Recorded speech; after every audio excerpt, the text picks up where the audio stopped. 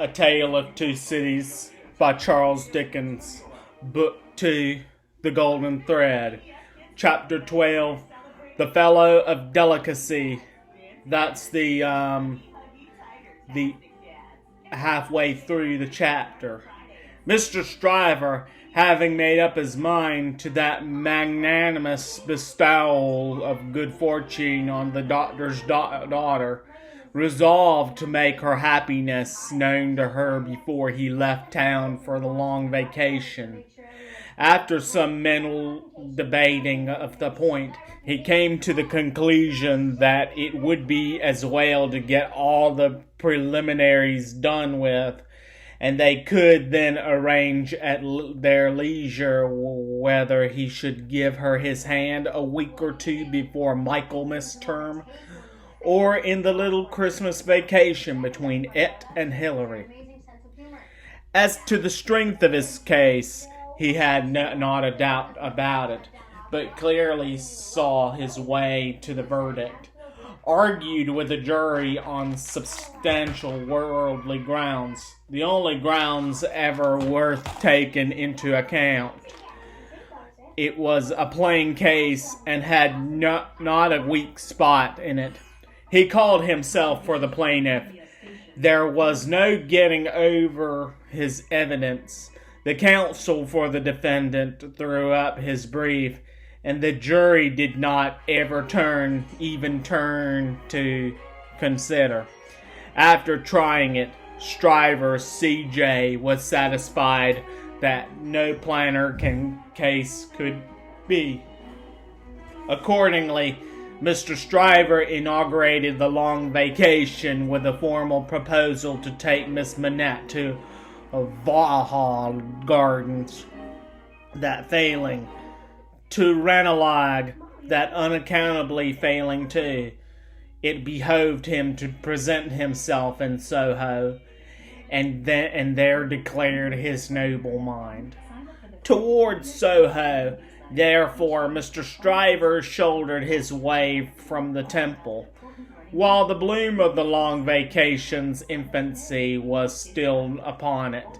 Anybody who had seen him projecting himself into Soho, while he was yet on St. Dunstan's side of Temple Bar, bursting in his full-blown way along the pavement, to the jostlement of all weaker people, might have seen how safe and strong he was. His way taking him past Tellson's, and he both banking at Tellson's and knowing Mr. Lorry as the intimate friend of the Manettes.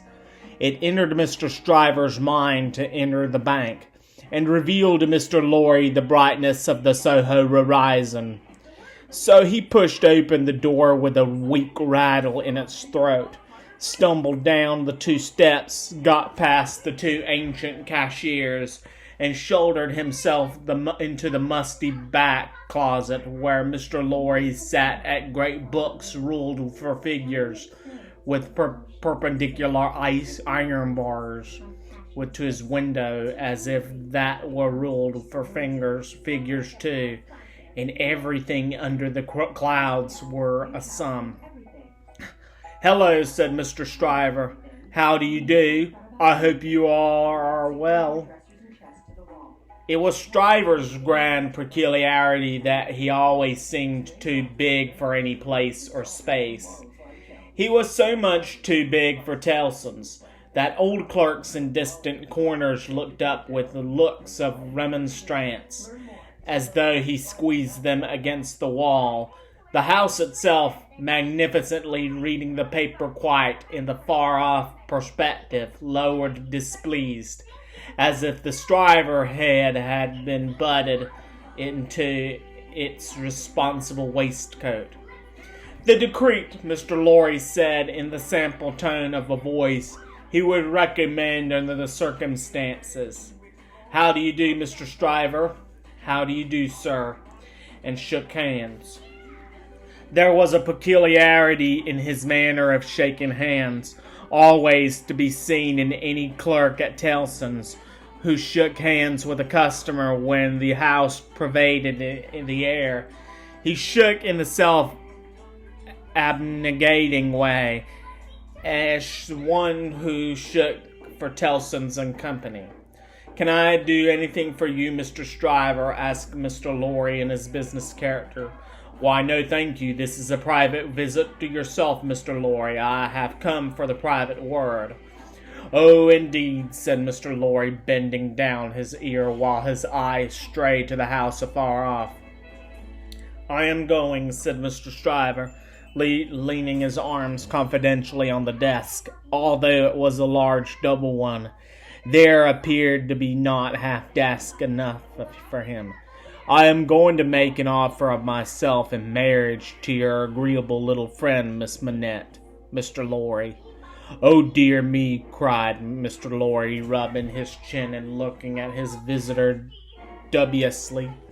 "Oh, dear me, sir," repeated Stryver, drawing back. "Oh, dear you, sir.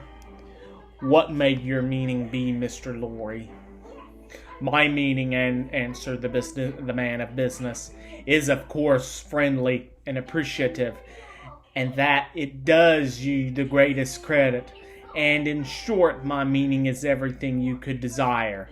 But really, you know, Mr. Stryver—" Mr. Lorry paused and shook his head at him in the oddest manner, as if he were compelled against his will to add internally, "You know there really is so much too much of you."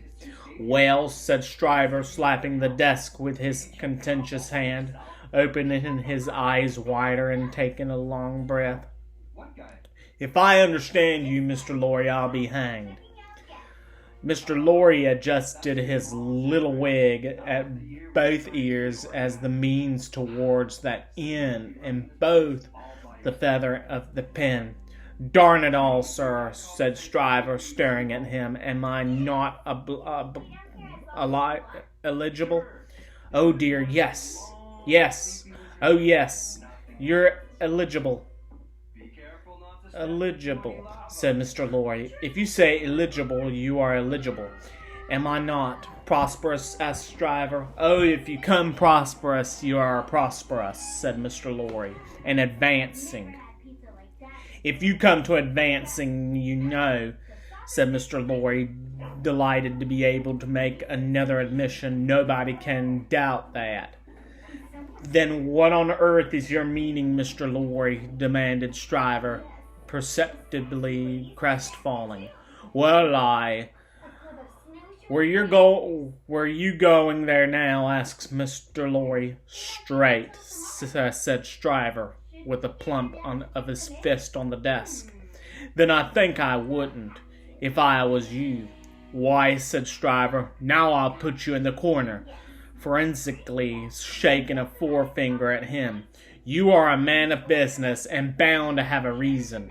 State your reason. Why wouldn't you go?" "Because," said Mr. Lorry, "I wouldn't go on such an object without having some cause to believe that I should succeed." "Darn me," cried Stryver, "but this beats everything." Mr. Lorry glanced at the distant house and glanced at the angry Stryver. "Here's a man of business, a man of years, a man of experience in a bank," said Stryver, "and having summed up three leading reasons for complete success, he says there's no reason at all, says it was his head on." Mr. Stryver remarked upon the peculiarity as if it would have been infinitely less remarkable if he had said it with his head off. "When I speak of success, I speak of success with a young lady. And when I speak of causes and reasons to make success probable, I speak of causes and reasons that will tell as such with a young lady. The young lady, my good sir," said Mr. Lorry, mildly tapping the Stryver arm. "The young lady. The young lady goes before all." Then you mean to tell me," Mr. Lorry, squaring his elbows, Then it is your deliberate opinion that the young lady at present in questioning is a mincing fool. Not exactly so. I mean to tell you, Mr. Stryver, said Mr. Lorry, reddening, that I will hear no disrespectful word of that young lady from any lips, and that if I knew any man, which I hope I do not, whose taste was so coarse, and whose temper was so overbearing, that he could not restrain himself from speaking disrespectfully of that young lady at this desk, not even Tellson should prevent my giving him a piece of my mind. The necessity of being angry in the suppressed tone had put Mr. Stryver's blood vessels into the dangerous state. When it was his turn to be angry, Mr. Lorry's veins, methodical as their courses could usually be, were to no better state now it was his turn. That is what I mean to tell you, sir, said Mr. Lorry. Pray let there be no mistake about it. Mr. Stryver sucked the end of the ruler for a little while, and then stood hitting a tune out of his teeth with it, which probably gave him the toothache. He broke the awkward silence by saying, "This is something new to me, Mr. Lorry. You deliberately advised me not to go up to Soho and offer myself, Stryver of the King's Bench Bar. Do you ask me for my advice, Mr. Stryver?" "Yes, I do." "Very good, then I give it, and you had repeated it correctly." "And all I can say of it is," laughed Stryver with a vexed laugh, "that this, beats everything past, present, and to come." "Now understand me," pursued Mr. Lorry. "As a man of business, I am not justified in saying anything about this matter, for as the man of business, I know nothing of it. But as an old fellow who has carried Miss Manette in his arms, who is the trusted friend of Miss Manette and of her father too, and who has a great affection for them both, I have spoken. The confidence is now of my speaking, recollect. Now you think I may not be right." "Not I," said Stryver, whistling. "I can't undertake to find third parties in common sense. I can only find it for myself. I suppose since, in certain quarters, you suppose mincing bread and butter nonsense. It's new to me, but you are right, I dare say. What I suppose, Mr. Stryver, I claim to characterize myself, and understand me, sir," said Mr. Lorry, quickly flushing again. "I will not even at Tellson's, have it characterized for me by any gentleman breathing." "There I beg your pardon," said Stryver. "Granted. Thank you. Well, Mr. Stryver, I was about to say, it might be painful to you to find yourself mistaken. It might be painful to Dr. Manette to have the task of being explicit with you.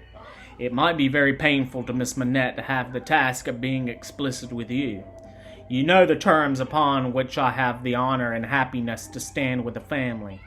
If you please, committing you in no way, representing you in no way, I will undertake to correct my advice by the exercise of a little new observation and judgment expressly brought to bear upon it. If you should then be dissatisfied with it, you can but test its soundness for yourself. If, on the other hand, you should be satisfied with it, and it should be what it now is, it may spare all sides what it is best spared. What do you say? How long would you keep me in town?" "Oh, it is only a question of a few hours. I could go to Soho in the evening and come to your chambers afterwards." "Then I say yes," said Stryver. "I won't go up there.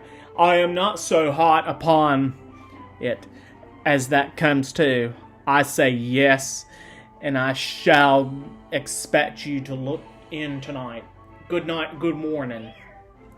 Then Mr. Stryver turned and burst out of the bank, causing such a concussion of air on his passage through, that to stand up against it, bowing behind the two counters, required the utmost remaining strength of the two ancient clerks.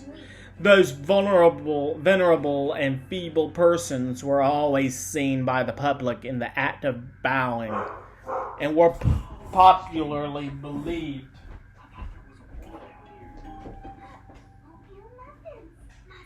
just out of the oven. What's this? I'm revising the checking guide. Oh, huh? The snowshoeing grandmothers arrived last night, and I checked the menus. This. One cat. Make sure window is open and the lights has proper ventilation and that the screens fit. This venerable and feeble persons were always seen by the public in the act of bowing, and were popularly believed, when they had bowed a customer out, still to keep on bowing in the empty office until they bowed another customer in. The barrister was keen enough to divine that the banker would not have gone so far in his expression of opinion on any less solid ground than moral certainty. Unprepared as he was for the large pill he had to swallow, he got it down. "And now," said Mr. Stryver, shaking his forensic forefinger at the temple in general, "when it was down, my way out of this is to put you all in the wrong." It was a bit of the art of an Old Bailey tactician, in which he found great relief. "He shall not put me in the wrong, young lady," said Mr. Stryver. "I'll do that for you." Accordingly, when Mr. Lorry called that night as late as 10 o'clock, Mr. Stryver, among a quantity of books and papers littered out for the purpose, seemed to have nothing less on his mind than the subject of the morning. He even showed surprise when he saw Mr. Lorry, and was altogether in the absent and preoccupied state. "Well," said that good-natured emissary, after a full half-hour of bootless attempts to bring him round to the question, "I have been to Soho." "To Soho," repeated Stryver coldly. "Oh, to be sure. What am I thinking of?" "And I have no doubt," said Mr. Lorry, "that I was right in the conversation we had. My opinion is confirmed, and I reiterate my advice." "I assure you," returned Mr. Stryver in the friendliest way, "that I am sorry for it on your account, and sorry for it on the poor father's account. I know this must be a sore subject with the family. Let us say no more about it." "I don't understand you," said Mr. Lorry. "I dare say not," rejoined Stryver, nodding his head in the soothing and final way. "No matter, no matter." "But it does matter," Mr. Lorry urged. "No, it doesn't. I assure it doesn't. Having supposed that there was sense where there is no sense, and the laudable ambition where there is not a laudable ambition, I am well out of my mistake, and no harm is done. Young women had committed a similar follies often before, and have repented them in poverty and obscurity often before. In an unselfish aspect, I am sorry that the thing is dropped, because it would have been a bad thing for me in a worldly point of view. In a selfish aspect, I am glad that the thing has dropped, because it would have been a bad thing for me in the worldly point of view. It is hardly necessary to say I could have gained nothing by it. There is no harm at all done. I have not proposed to the young lady, and believed between ourselves, I am by no means certain, on reflection, that I ever should have committed myself to that extent. Mr. Lorry, you cannot control the mincing vanities and giddinesses of empty-headed girls. You must not expect to do it, or you will always be disappointed. Now pray say no more about it. I tell you, I regret it on account of others, but I am satisfied on my account. And I am really very much obliged to you for allowing me to sound you, and for giving me your advice. You know the young lady better than I do. You're right. It never would have done. Mr. Lorry was so taken aback that he looked quite stupidly as Mr. Stryver shouldering him towards the door, with an appearance of showering generosity, forbearance, and goodwill on his erring head. Make the best of it, my dear sir, said Stryver. Say no more about it. Thank you again for allowing me to sound you. Good night. Mr. Lorry was out in the night before he knew where he was. Mr. Stryver was lying back on a sofa, winking at his ceiling. Next time, chapter 13, which is The Fella of No Delicacy. Halfway through this book.